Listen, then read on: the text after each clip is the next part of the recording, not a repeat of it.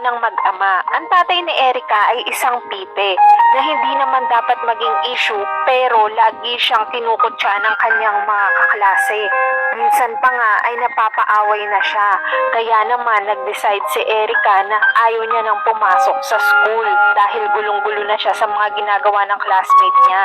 Isang gabi ay umuwi siya ng late at nagalit ang kanyang tatay dahil sobra itong nag-aalala sa kanya.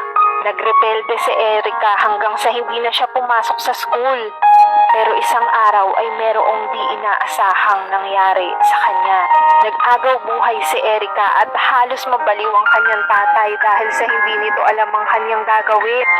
Nagmakaawa siya sa doktor at sinabing ibibigay niya ang kanyang dugo para sa kanyang anak kahit pa siya ay mamatay. At na-realize ni Erica kung gaano siya kamahal ng kanyang tatay magmula pa nang isilang siya.